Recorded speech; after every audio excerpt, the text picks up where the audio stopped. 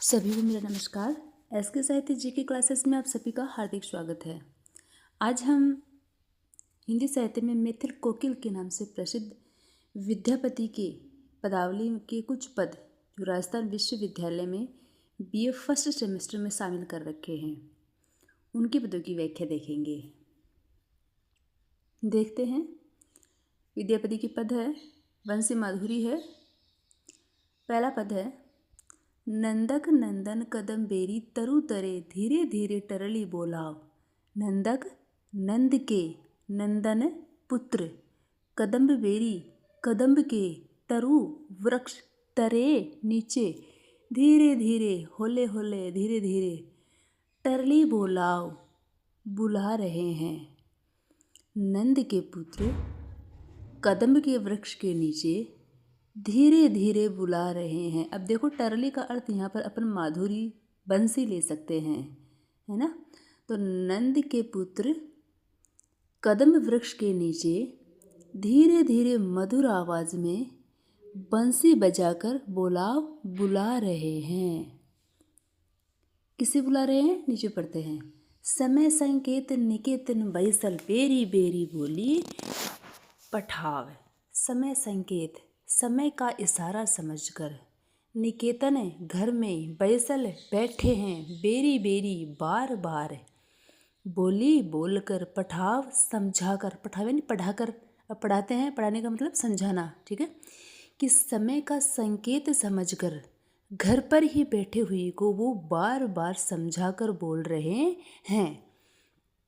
सामरी, सामरी ये गोपी को या राधा का संबोधन है। सामरी यानी श्री कृष्ण का को सखा है, तो गोपी को संबोधित कर रहा है, गोपी को कह रहा है क्या? सामरी तोरा लागी तोरा, तुमसे लागी लगन, अनुखने, अनुखने नहीं व्याकुल, अनुखने यानी उन जैसे कोई उदास की अवस्था होती है ना, अनुखने वो, विकल व्याकुल, मुरारी, मुरारी अर्थात श्री कृष्ण।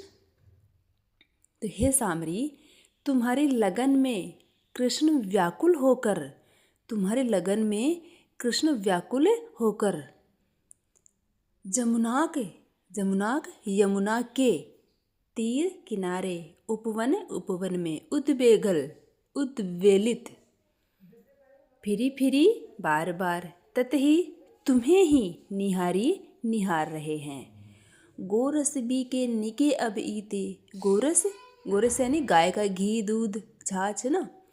निके बिके, बिके बेचने, निके अच्छी तरह से, अब ईते आते, जाइते जाते, जनी जनी, जनी जनी हर व्यक्ति, हर जन को, पूछ बनवारी, पूछ पूछ रहे हैं बनवारी श्री कृष्ण।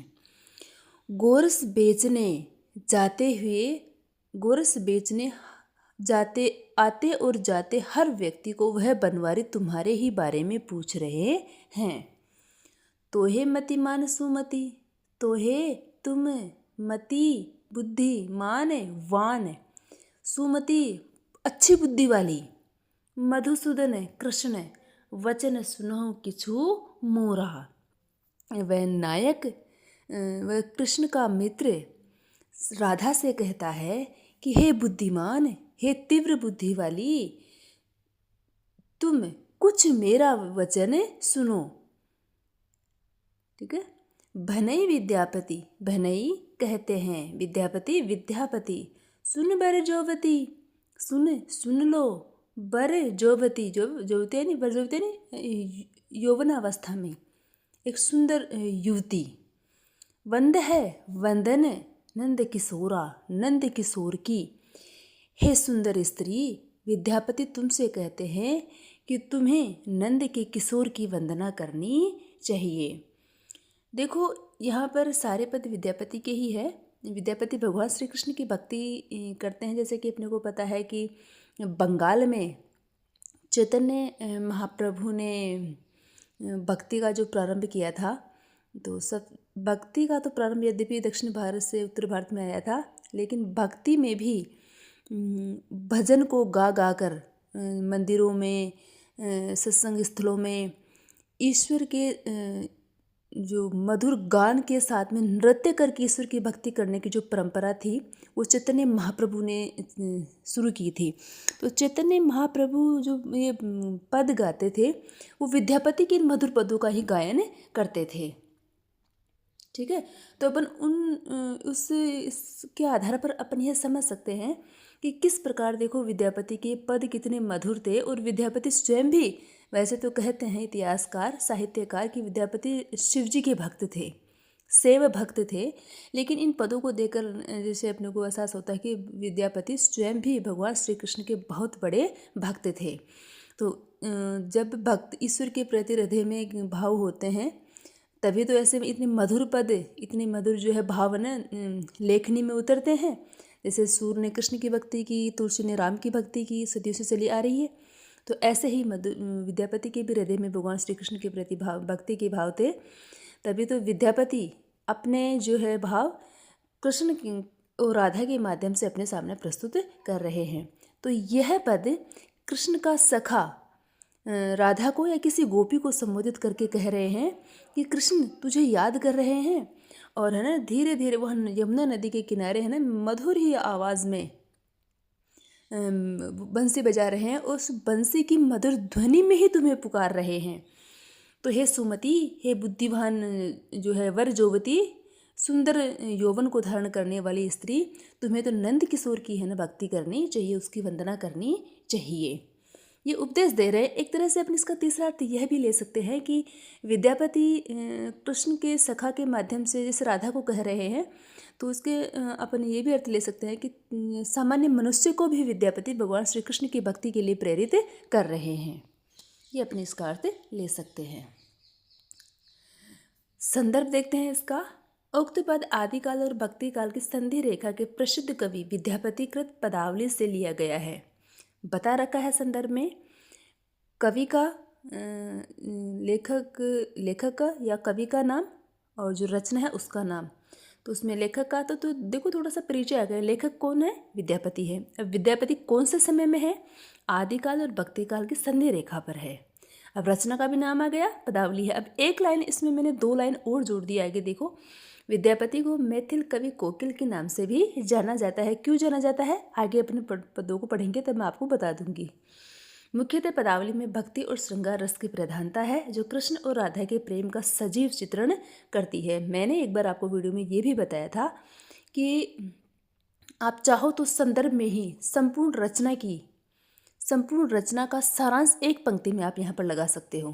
ठीक है, तो यहाँ पर कवि की जो उपमा है वो एक पंक्ति दे दी और संपूर्ण रचना का जो है संक्षिप्त सार मैंने यहाँ पर देखी सारे रचना के में मुख्य विषय क्या है। तो विद्यापति की पदावली का मुख्य विषय है, मुख्यतः पदावली में भक्ति और श्रृंगार रस की प्रधानता है जो राधा और कृष्ण के प्रेम का सजीव चित्रण करती है।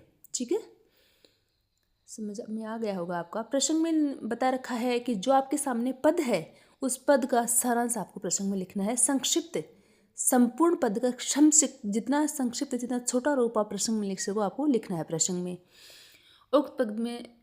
उक्त पद में यमुना नदी किनारे कृष्ण धीरे धीरे मधुर बंसी बजा रहे हैं और कृष्ण का सखा राधा श्री कृष्ण की प्रेम व्याकुलता के बारे में कहता है। ठीक है, बता दिया मैंने आपको।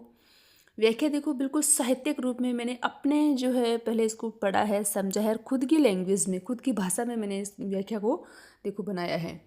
अब देखो ऐसे संदर्भ भी आपको नहीं मिलेगा, ऐसा प्रसंग भी मैंने आपको जहाँ तक मैंने देखा है यूट्यूब पे भी खूब सर्च किया है लेकिन इतना जो है मुझे नहीं मिला। उसके बाद में मैंने कॉलेज के विद्यार्थियों के लेवल का ये बनाया है। हे राधा, तुम ध्यानपूर्वक सुनो। नंद के पुत्र भगवान कृष्ण कदम के वृक्ष के नीचे धीरे धीरे आकर तुम्हें बुला रहे हैं। अब देखो कदम के वृक्ष के नीचे धीरे धीरे आकर तुम्हें बुला रहे हैं, यहाँ पर वंशी आ जाएगा भाई, है ना। यह समय का संकेत है कि वे अपने निवास स्थान पर बैठे हुए बार बार तुम्हें बुलाने के लिए संदेश भेज रहे हैं। हे सामरी, तुम्हारे लगन में मुरारी हर पल व्याकुल हो रहे हैं।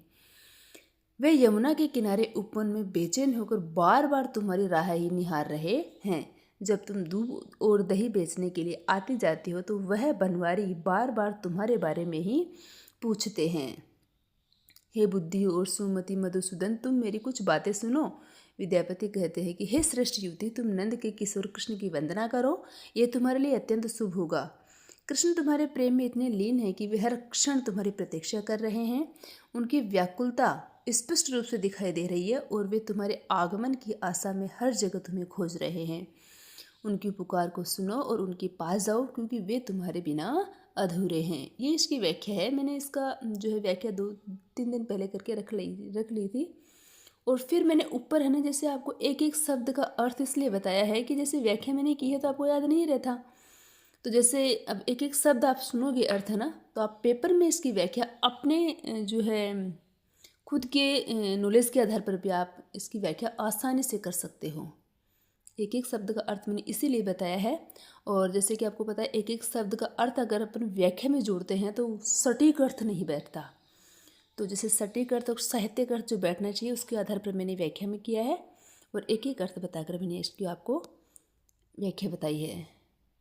विशेष देखो, 2 पद है, भाव सौंदर्य और शिल्प सौंदर्य। भाव सौंदर्य में कृष्ण के हृदय में राधा के प्रति प्रेम भाव व्यक्त हुआ है, बिल्कुल हुआ है। प्रेम की व्याकुलता व्यंजित हुई है यहाँ कृष्ण के हृदय में। गोरस बी के निके पंक्ति में लौकिक संस्कृति झलक है। और अपन देखो इसमें और भी हाँ लगा सकते हैं। क्या लगा? शिल्प सौंदर्य में देखते हैं, मैथिली भाषा का सरस प्रयोग है। कौन सी भाषा है? मैथिली है। भक्ति रस और श्रृंगार रस प्रमुख है। ठीक है, देखो भक्ति रस तो है ही भाई, वो है ना, जैसे विद्यापति कहते हैं कि सुनो बर ज्योति वंद है नंद किशोर, तुझे नंद किशोर की वंदना करनी चाहिए। अब श्रृंगार रस कैसे हो गया? उसको कह रहे हैं ना, राधा को बर ज्योति है ना, और धीरे धीरे वो मुरली बजा रहे हैं है ना, और प्रेम में व्याकुल हो रहे हैं, तो ये श्रृंगार रस हो गया। गोरस बेचने वाले प्रत्येक व्यक्ति से बार बार बनवारी पूछ रहे हैं, उद्वेलित हो रहे हैं ना, तो ये सब है श्रृंगार रस ही है इसमें। ठीक है, तो इसमें शिल्प सुंदर में अपन यहाँ पर 2 पंक्ति और जोड़ सकते हैं। जैसे जनी जनी पूछे है ना, तो इसमें पुनरुक्ति प्रकाश अलंकार हो जाएगा, इसमें चकानुप्रास अलंकार हो जाएगा, वृत्यानुप्रास अलंकार हो जाएगा। नंदक नंद में भी देखो अनुप्रास अलंकार है, धीरे धीरे में पुनरुक्ति प्रकाश अलंकार है ना, बेरी बेरी में पुनरुक्ति प्रकाश अलंकार है। बहुत सारे अलंकार भरे पड़े हैं विद्यापति की पदावली में, और सीधे सीधे अर्थ इनका पता लग रहा है अपने को। ठीक है, दूसरा वाला पद देखते हैं। सुन रसिया अब न बजाऊं विपिन बंसिया। यहाँ पर राधा श्री कृष्ण को संबोधित कर रही है। राधा श्री कृष्ण से क्या कह रही है? सुन रसिया, हे रसिया सुनो, अब न बजाऊं विपिन बंसिया। अब न नहीं बजाओ बजाओ विपिन वन में। तुम यहाँ जंगल में आके, यहाँ वन में आकर, विपिन वन, जैसे वो अटकेलिया करते थे, गाय चराते थे वन, उस जगह को विपिन कहा गया, वन है ना, वो जंगल नहीं वन, यहाँ पर उसका नाम ही उपवन ले सकते हैं विपिन का। बंसिया बांसुरी, हे रसिया अब वन में आकर तुम यह बांसुरी मत बजाओ। बार बार चरणाविंद गही, मैं बार बार चरणाविंद कमल चरण गही स्पर्श करती हूँ, छूती हूँ या चरणों में ही रहती हूँ। सदा रहब बनी दसिया, ये आगे आ गया, सदा रहब सदा ही रहूँगी, बनी दसिया तुम्हारी दासी ही बनकर रहूँगी। की छलहू की होइब के जाने, की छलहू की क्या छलहू, छलेंगे या धोखा होगा, की होइब जाने, क्या होगा कौन जाने। पता नहीं मेरे साथ क्या होगा, कोई मुझे छलेगा या मेरे साथ धोखा होगा, ये मुझे नहीं पता भविष्य में मेरे साथ क्या होगा। व्रता होइत कुल हसिया, इस कुल में, इस समाज में व्यर्थ ही मेरी हंसी हो जाएगी, मेरा उपहास हो जाएगा, मेरी बुराई हो जाएगी। अनुभव ऐसन मदन भुजंगम हृदय मोर गेल डसिया।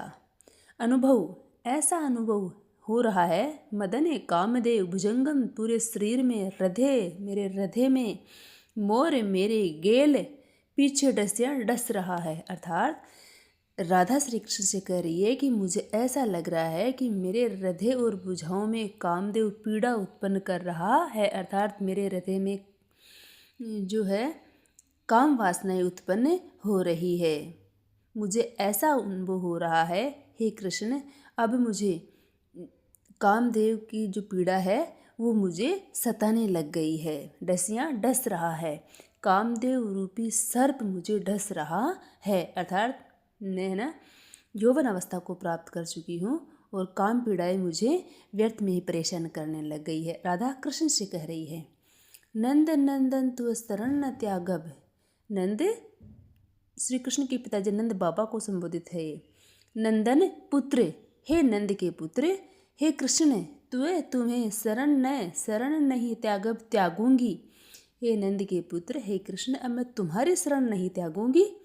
बलु जग होए दुर्जसिया, बलु भले ही जग संसार होए हो जाए दुर्जसिया, दुर्जस बुराई, भले ही संसार में मेरी कितनी ही बुराई हो जाए, लेकिन हे कृष्ण मैं तुझे नहीं त्यागूंगी। विद्यापति कहे सुनो बनितामणि। अब विद्यापति क्या कह रहे हैं, सुनो बनितामणि। बनितामणि सुंदर स्त्री के लिए आया है। तोर मुख जीतल ससिया, तोर तुम्हारा मुँह ने जीत लिया है ससिया चंद्रमा को भी। हे सुंदर स्त्री, तुम्हारे चेहरे ने तो तुम्हारा मुख तो इतना सुंदर है कि चंद्रमा की भी उपमा फीकी पड़ गई है। धन्य धन्य तोर भाग ग्वारिनी, हरि भजुर दे हुलसिया। हे गवारिन, गवारिन यहाँ पर गंवार के लिए नहीं है, अनपढ़ ठाट के लिए आया है, यहाँ गायों चराने वाली ग्वालिनी के लिए आया है कि हे ग्वालिनी तुम्हारे भाग तो बहुत ही जो है धन्य है, तू तो बहुत धन्य है, तू तो बहुत बड़ी भाग्यशाली है ग्वालिनी। हरि भजु हृदय हुलसिया, तू तो हरि का भजन कर रही है और हृदय उल्लासित है, आनंदित है।